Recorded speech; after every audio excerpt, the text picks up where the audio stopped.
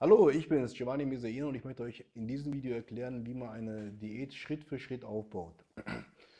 Ich habe in den letzten Videos, die ich gemacht habe, immer wieder ein bisschen erklärt in puncto Ernährung, in puncto Training, bin aber eigentlich gar nicht auf dieses Thema richtig drauf eingegangen, ja, wie man eine Diät ja wirklich vom Beginn an startet. Was muss man machen, ja, damit man eigentlich eine Diät überhaupt starten kann. So, und das ist eigentlich für die meisten eigentlich das, was wichtig ist und auch wo einige Probleme auch haben, ja, das eben wirklich das aufzubauen. Man braucht ein paar Daten, ja, um das zu berechnen, ja, und dann hat man eigentlich schon im Endeffekt diesen Grundstein, um eine Diät zu starten. Fangen wir mal an. Also wichtig sind erstmal die wichtigsten Daten, die man braucht, ist zum Beispiel natürlich Alter, Körpergröße und Körpergewicht.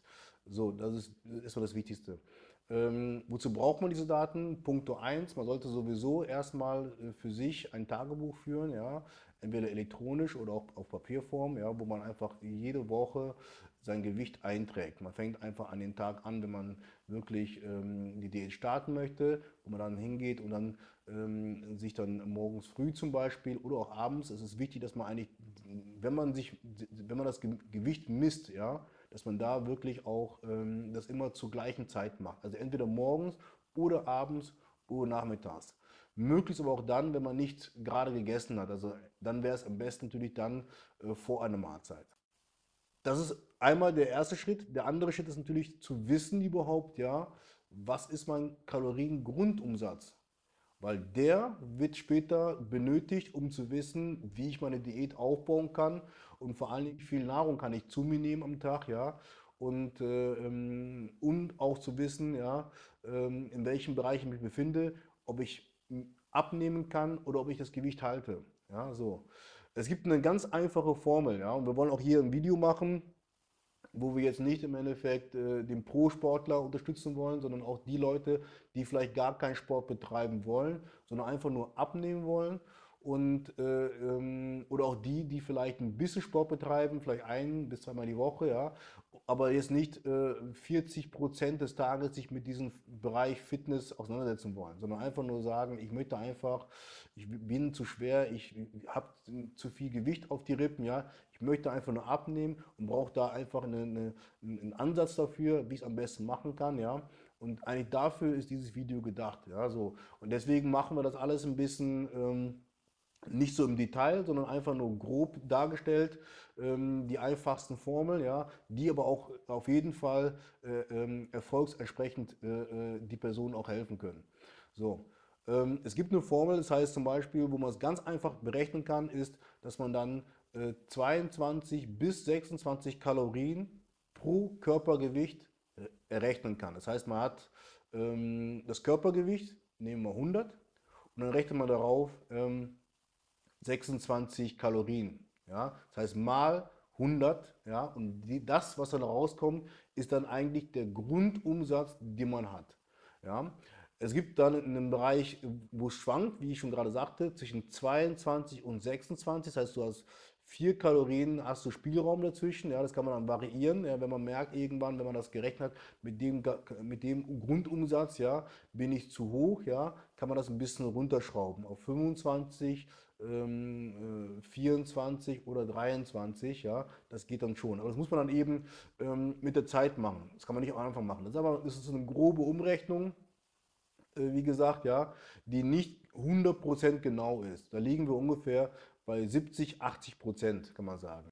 Ja, es gibt noch eine andere Variante. Da wird folgendermaßen gerechnet. Da rechnet man 10 mal Körpergewicht plus 6,25 mal Körpergröße minus 5 mal dem Alter plus 5 für Männer und für Frauen minus 161. Da hat man den Grundumsatz. So, zu dem Grundumsatz braucht man auch den Energieumsatz. Das heißt, das, was man am Tag tut, wenn man rumläuft, wenn man zur Arbeit geht, ja. Der eine arbeitet ein bisschen schwerer, der andere ein bisschen weniger. Das heißt, der Handwerker hat natürlich eine schwierige Arbeit als derjenige, der im Büro arbeitet, ja.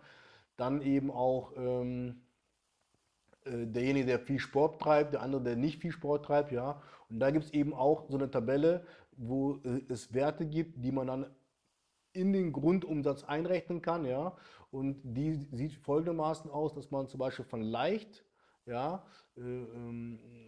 etwas mittler leichter, ja, also etwas schwieriger schon, ja, bis moderat, schon sehr schwer und eben extrem, ja, eine Werttabelle hat, die dann eben 1,2, 1,4, 1,6, 1,8 und 2,0 beinhaltet. Und da muss man gucken, was auf einen zutrifft, wie ist so der Tagesablauf, ja. Und dann kann man den Wert nehmen und den rechnet man dann mit dem Grundumsatz zusammen. Ja. Ein Beispiel dafür blende ich ein, wie das im Gesamten aussehen würde, die Rechenformel, ja.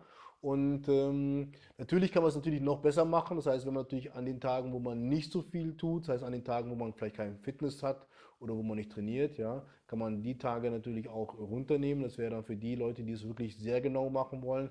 Die machen dann an den Trainingstagen, haben die einen anderen Kalorien-Gesamtwert als an den Tagen, wo sie kein Training haben. Ja. Aber im Prinzip ist es so, dass man, wie gesagt, das soll ja im Endeffekt ja eine relativ einfache Formel sein, ja, oder auch ein einfacher Schritt sein, wie man eine Diät startet, ja, für die Leute, die einfach vielleicht auch, wie ich schon sagte, nicht Fitness betreiben wollen, die einfach nur abnehmen wollen. Und dann ist das eigentlich im Endeffekt die einfachste und auch relativ genaue Formel, ja, um das auszurechnen. Ja. Ähm, Dann ist natürlich wichtig, ja, dass man zu dieser ganzen Geschichte auch natürlich auch weiß, wie man jetzt damit umgehen kann. Ja? Das heißt, wie kann ich jetzt diese Kalorien in Nahrungsmittel umsetzen? Ja? Und dafür gibt es eine App, die heißt MyFitnessPal. Ja? Da kann man alle Nahrungsmittel einen Strichcode haben, ja? Kann man scannen und kann man dann ja, in dieser App direkt eingeben. Das heißt, man gibt dann ein, wie viel Gramm man von dem Produkt gerade gegessen hat oder in das Essen einkocht. Ja? Und dann wird dann am Ende die Mahlzeit komplett ausgerechnet. Ja?